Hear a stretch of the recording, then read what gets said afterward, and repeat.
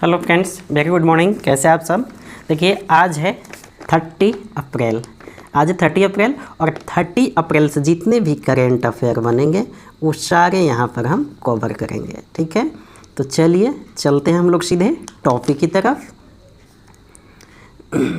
देखिए फ्रेंड्स, जितने भी करंट अफेयर हैं आपके द्वारा इम्पोर्टेंट होते हैं और जैसा कि आप देख रहे हैं कि यहाँ पे 3 स्टार 2 स्टार लगा दे रहे हैं, जिससे कि आपको सुविधा भी हो कि कौन सा कितना इंपॉर्टेंट है, ताकि आप नोट्स वगैरह यदि बनाते हो तो उसको नोट्स में उस हिसाब से आप जगह दे सकें। तो चलिए, पहला क्वेश्चन क्या है? किस भारतीय संगठन ने निर्देशांकीय अप्रतिबंधित रे गन एरे, जिसका नाम दुर्गा सेकेंड दिया गया है, डायरेक्शनली अनरिस्ट्रिक्ट जो गन है, रे गन एरे है, दुर्गा सेकेंड नाम है, नामक उच्च शक्ति लेजर हथियार विकसित करने के लिए रक्षा मंत्रालय से कितना डॉलर का $100 मिलियन की मांग की है? किस संगठन ने, कौन सा संगठन है? तो वो आपको बताना है। जो दुर्गा सेकेंड नामक क्या विकसित करेगा? लेजर हथियार। देखिए, लेजर हथियार क्या होता है? लेजर हथियार होता है एक प्रकार का, जितने भी डायरेक्ट एनर्जी वेपन्स टाइप का ये सब होगा। ठीक है, डायरेक्ट एनर्जी वेपन्स। अब इसमें क्या होता है, एक प्रकार का हाई फोकस्ड एनर्जी हथियार और सिस्टम होता है। ठीक है, हाई फोकस्ड, कहीं फोकस करता है एनर्जी, कहीं इसका फोकस किया जाता है। तो ये लेजर हथियार है। लेजर हथियार का मतलब क्या हुआ? देखिए, आपको पहला आंसर है इसरो, और दिखाते हैं पिक्चर, इसके माध्यम से आपको समझ में आएगा। देखिए यहाँ पे लेजर अटैक में, यहाँ पे क्या है, लेजर से यहाँ पे अटैक इस पे किया जा रहा है। तो इससे क्या होगा? लेजर अटैक वेपन से तो ये जहाज़ पे अटैक किया जा रहा है नीचे से लेजर से, आपने देख रहे हैं आप। तो इससे क्या होगा? लेजर अटैक में क्या होता है कि ये कॉन्सेंट्रेट एक जगह, एकदम कॉन्सेंट्रेट मीन्स एक जगह, कहीं एक जगह पे लाइट बीम छोड़ा जाता है। ठीक है, बीम किस चीज़ का? लाइट का। और ये हीट करता है और डैमेज करता है टारगेट को। ये एक जगह पे हीट करता है जहाँ पे टारगेट करके छोड़ा गया है, और उस चीज़ को डैमेज करता है, यहाँ के पार्ट्स को डैमेज करेगा तो ये अनबैलेंस होगा और ये गिर जाएगा। तो इस तरह से दुश्मन के जहाज़ को या किसी भी तरह के ड्रोन्स वगैरह को नीचे गिराने में हमें सुविधा मिलेगी इससे। और यह जो विकसित किया जा रहा है, यह 100 किलोवाट का विकसित किया जाएगा। ये हथियार, लेजर हथियार, कौन सा? दुर्गा सेकेंड नाम का। ठीक है, तो ये एक प्रकार का क्या है? डायरेक्ट एनर्जी वेपन्स होगा। डायरेक्ट एनर्जी वेपन्स में लेजर है और इसमें और भी होते हैं, जैसे कि एक माइक्रोवेव भी होता है। डायरेक्ट एनर्जी वेपन्स के प्रकार में लेजर भी होता है, माइक्रोवेव्स भी होता है। अब माइक्रोवेव्स क्या होता है, थोड़ा सा समझ लेते हैं जब बात खुल गई है। तो इलेक्ट्रॉनिक रेडिएशन होता है। इलेक्ट्रॉनिक रेडिएशन होता है, एक फ्रिक्वेंसी होता है इलेक्ट्रॉनिक रेडिएशन, और इससे क्या होता है? डैमेज करता है इलेक्ट्रॉनिक सिस्टम को। इलेक्ट्रॉनिक रेडिएशन जैसे किसी भी चीज़ में यदि चिप्स लगा हुआ हो, या कोई कंप्यूटर, कोई यंत्र हो दुश्मन का, और उसके चिप्स को हमें नुकसान करना है, तो एक प्रकार का माइक्रोवेव रेडिएशन हम छोड़ेंगे वहाँ पर, और उसके चिप्स को डैमेज करेगा। उसके जो भी कंप्यूटर के चिप्स वगैरह होंगे, पार्ट्स होंगे, उसको वो डैमेज करेगा। तो इस तरह का हथियार होते हैं। उसको क्या बोलते हैं? DEW, direct energy weapons. DEW क्या हुआ? डायरेक्ट एनर्जी वेपन्स इसको बोलते हैं। डायरेक्ट एनर्जी वेपन्स में एक लेजर हथियार आ गया, दूसरा हमने क्या बताया? माइक्रोवेव। इससे क्या किया जाता है? दुश्मन के चिप्स वगैरह, इलेक्ट्रॉनिक जो भी हैं, कंप्यूटर वगैरह, उसको नष्ट करने में ये माइक्रोवेव्स यूज़ किया जाता है। ये सब डायरेक्ट एनर्जी वेपन्स के एक प्रकार हैं। तो इसरो मांग कर रहा है रक्षा मंत्रालय से $100 मिलियन की, किस लिए? दुर्गा सेकेंड नामक ये DEW बनाने के लिए। चलिए नेक्स्ट क्वेश्चन पे चलते हैं। किसने हाल ही में गहने और ज्वेलरी क्षेत्र को प्रमाणिक आर्थिक ऑपरेटर की स्थिति दी है? AEO क्या है? ऑथोराइज्ड इकोनॉमिक ऑपरेटर्स, एक ये दिया जाता है। ये कब 2011 में प्रारंभ किया गया था, एक पायलट प्रोजेक्ट के रूप में। ठीक है, ये अंडर में किसके आता है? AEO, वर्ल्ड कस्टम ऑर्गेनाइजेशन के अंडर में आता है। इससे क्या होता है कि वर्ल्ड में ट्रेड को बढ़ावा मिलता है और ट्रेड को सुरक्षित प्रमाणित किया जाता है। तो किसे दिया गया है? सही उत्तर है भारतीय वित्त मंत्रालय को दिया गया है। इसे 2 स्टार में रखते हैं, उतना इंपॉर्टेंट नहीं है, फिर भी आप ध्यान में रखिएगा। चलिए नेक्स्ट क्वेश्चन क्या है? 26वें विश्व ऊर्जा कांग्रेस किस देश में आयोजित हुआ? ये विश्व ऊर्जा कांग्रेस सभी देश के जो यूनिट होते हैं भाग लेते हैं। और वर्ल्ड ट्रांजैक्शन एनर्जी का कैसे ट्रांजैक्शन विश्व में हो रहा है, कैसे परिवर्तन हो रहा है, जैसे अभी हम देख रहे हैं कि सोलर पे ज़्यादा ध्यान दिया जा रहा है, तो इस तरह से इसके लिए आयोजन किया जाता है। तो 26वां भी किस में? नीदरलैंड में हुआ है। ठीक है, भारत की तरफ से देखिए यहाँ PIB का न्यूज़ है। ठीक है, world energy Congress 2024, IREDA CMD, IREDA Bharat के CMD highlights needs of for innovation financial solution for new in emerging. Economy. ठीक है, चलिए तो इसमें देख लीजिए ये पिक्चर शामिल हुए हैं, भारत के कौन शामिल हुए हैं, इरेडा के एमडी शामिल हुए हैं। चलिए नेक्स्ट क्वेश्चन पे चलते हैं।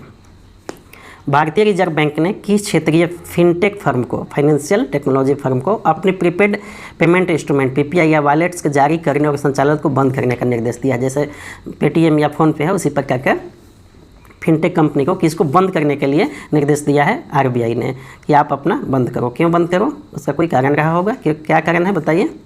तो ये talk charge technology private limited को आदेश दिया है। ठीक है, इसे 2 स्टार में रखते हैं। देखिए बंद करने के लिए क्यों इसे आदेश दिया है कि आरबीआई का एक एक्ट है, पेमेंट एंड सेटलमेंट एक्ट 2007, उसके माध्यम से आप ऑथोराइजेशन लेने के बाद ही आरबीआई से ये पीपीआई वगैरह जारी कर सकते हैं। इसने नहीं लिया था, इसलिए इसे बंद करने का निर्देश दिया है। चलिए नेक्स्ट कंपनी, किस फिनटेक कंपनी ने offline unified payments interface UPI, offline यहाँ बात हो रही है, आधारित स्कैन एंड पे सेवा लॉन्च की है? किसने? तो क्रेड ने। ठीक है, ऑफलाइन यूनिफाइड पेमेंट्स इंटरफेस। चलिए 3 स्टार में इसको देते हैं, ऑफलाइन है चूँकि इसलिए। नेक्स्ट क्वेश्चन, किसने नेशनल स्टैटिस्टिकल कमीशन के सदस्य के रूप में नियुक्ति प्राप्त की है? एनएससी के सदस्य के रूप में किसे नियुक्त किया गया है? ज़्यादा इंपॉर्टेंट नहीं है, फिर भी देख लीजिए, आगे गणेश कुमार को। नेक्स्ट क्वेश्चन चलते हैं, किसने हाल ही में पाकिस्तान के उप प्रधानमंत्री के रूप में नियुक्ति किसकी हुई है? उतना इंपॉर्टेंट नहीं है, लेकिन फिर भी पाकिस्तान ने जो बना रहता है हमारे इंडिया के, मोहम्मद इसाक डार, इसलिए थोड़ा सा देख लेते हैं, कोई दिक्कत नहीं है।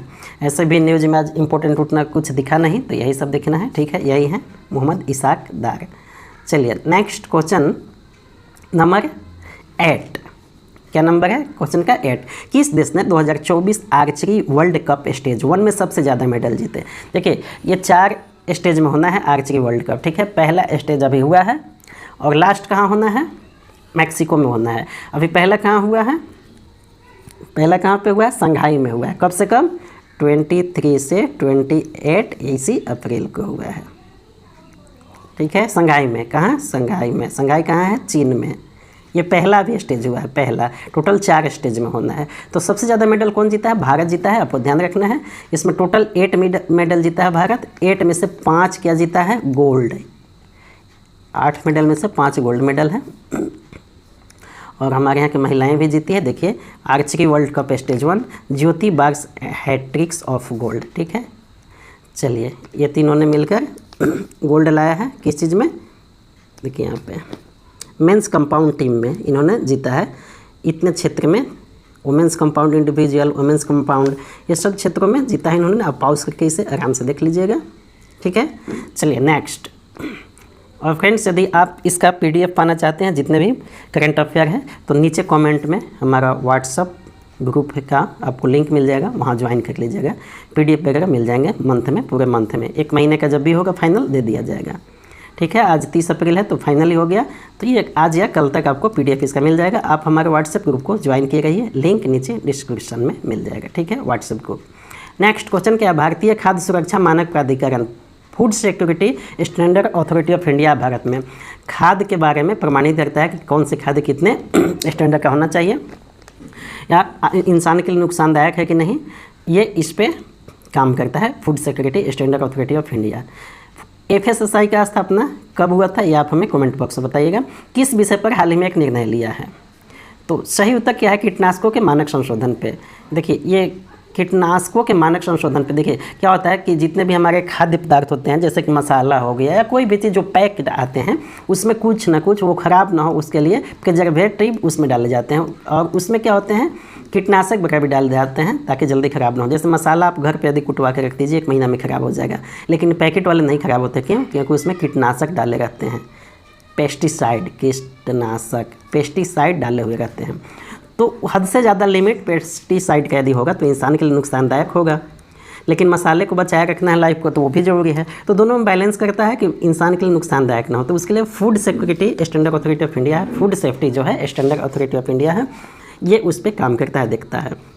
लेकिन हमारे यहाँ एक देखिए न्यूज इसको पहले, spices board examination Singapore, Hong Kong ban on few MDH और Everest products on the quality concern. गजब, ये एक सप्ताह पहले का न्यूज़ है, देख रहे हैं यहाँ पे 1 वीक एगो। आज हमने इस पे सर्च किया तो एक सप्ताह पहले का ही न्यूज़ मिला हमें। यानी कि गजब हमारे यहाँ स्थिति है। चूँकि हम एक लोकतांत्रिक देश में रहते हैं तो इस सब चीज़ों को सोचना होगा और क्रिटिसाइज करने में कोई दिक्कत नहीं है। और मान लीजिए कि आप यदि सिविल सर्विस की तैयारी करते हैं तो मेंस में इसी तरह के क्रिटिसाइज तो आपको करना ही पड़ता है कि हमारे यहाँ का जो भी इंस्टीट्यूशन है कितने काम कर रहे हैं, कितने आगे बढ़ रहे हैं, ठीक है। तो पहला चीज़ देखिए, जब विदेश में हमारे मसाला को बैन किया गया, कहाँ, हांगकांग में बैन कर दिया गया MDH को और एवरेस्ट को। क्यों? क्योंकि इसमें इथाइलिन ऑक्साइड पाया गया था। तो ये भी आप ध्यान रखिएगा, इथाइलिन ऑक्साइड क्या है, एक प्रकार का कीटनाशक है। मसाला वगैरह में ये डाला जाता है ताकि मसाले का लाइफ बढ़े, उससे ख़राब ना हो। तो जब सिंगापुर ने बैन कर दिया हमारे मसालों को और हांगकांग, जब ये बैन कर दिया तब हमारे भारत के food safety and standard authority of India को याद आया कि अरे हमारे यहाँ के मसाला में जहर है, हमारे यहाँ के आदमी मर रहे हैं, इस खा के मरेंगे। यानी कि जब विदेश के लोगों ने कह दिया कि हमें आपके मसाला खा के नहीं मरना है, तब हमारे यहाँ के FSSAI भी कह रहा है कि हमें भी नहीं मरना है। अरे भैया, तो आपको नहीं मरना है तो कौन मना किया था? आप पहले ही चेक करते ना, आप पहले चेक करते। बताइए, आप इंडिया के आप संस्थान है और इंडिया के लोग क्या खा रहे हैं उसी के लिए आप बने हुए हैं, आप चेक नहीं कर रहे हैं। जब विदेशी कह रहे हैं कि हमें नहीं मरना है आपके प्रोडक्ट्स को खा के, तब आप कह रहे हैं कि हमें भी नहीं मरना है। तो आप तब निर्णय ले रहे हैं। तो ये क्या स्थिति है आप सोचिए भारत के इंस्टीट्यूशन का। देखिए, भारतीय संस्थान का या भारत के जो भी सरकारी गवर्नमेंट है, प्रेजेंट है, पास्ट है, उसका क्रिटिसाइज करना ये कोई अपराध नहीं है। क्योंकि लोकतंत्र यही तो है, जब तक आप क्रिटिसाइज नहीं करेंगे, कमियां नहीं खोजेंगे, तो वो कैसे उसमें कमी दिखेगा? तब जाके हमारे यहाँ के संस्था जो है इसको गाइडलाइन, इथाइल ऑक्साइड के संबंधित गाइडलाइन जारी करती है हमारे यहाँ के। जब हांगकांग और सिंगापुर बैन कर देते हैं हमारे प्रोडक्ट्स स्पाइस को, तब ये हमारे यहाँ के इंस्टीट्यूशन का हाल है। आप देख लिए। तो सही उत्तर क्या है? कीटनाशक के मानकों का संशोधन के बारे में निर्णय लिया है हाल ही में, ये सही उत्तर था।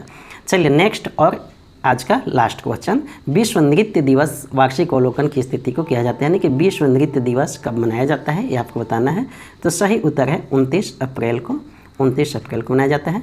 तो फ्रेंड्स, थैंक यू। आपको यदि लगता है कि हमारे सेशन से आपको कुछ भी बेनिफिट हुआ है, 1% हुआ, 2% हुआ, 3% हुआ, तो आप हमारे चैनल को सब्सक्राइब कर लीजिएगा। और आपको कोई भी सजेशन सुझाव देना हो तो आप हमें नीचे कमेंट बॉक्स में दे सकते हैं। Thank you very much.